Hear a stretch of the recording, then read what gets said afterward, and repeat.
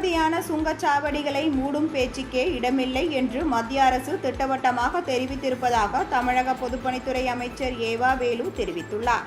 வேலூரில் பழைய அரசு மருத்துவமனை இருந்த இடத்தில் 150 கோடி ரூபாய் செலவில் நடைபெற்று வந்த பல்நோக்கு அரசு மருத்துவமனை கட்டிடப் பணிகள் தற்பொழுது நிறைவடைந்துள்ள நிலையில் அதனை பொதுப்பணித்துறை அமைச்சர் ஏவா வேலு நேரில் பார்வையிட்டு ஆய்வு மேற்கொண்டார்.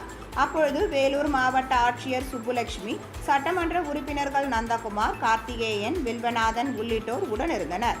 பின்னர் செய்தியாளர்களுக்கு பேட்டியளித்த அமைச்சர் ஏவா வேலு, வேலூர் அரசு பல்நோக்கு மருத்துவமனை அனைத்து வசதிகளுடன் கட்டி முடிக்கப்பட்டுள்ளதாகவும் இதன் திறப்பு விழா நாள் குறித்து முதலமைச்சருடன் பேசி முடிவு செய்யப்படும் எனவும் கூறினார்.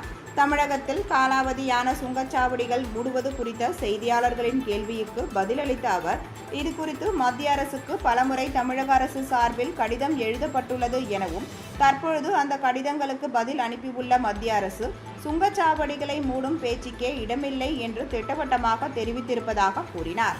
மேலும் சுங்கச்சாவடி வருவாயை கொண்டு சாலைகள் சீரமைத்தல், மேம்பாலங்கள் கட்டுதல் போன்ற பணிகள் மேற்கொள்ளப்பட்டு வருவதாக மத்திய அரசின் கடிதத்தில் குறிப்பிட்டிருப்பதாகவும் அமைச்சர் கூறினார்.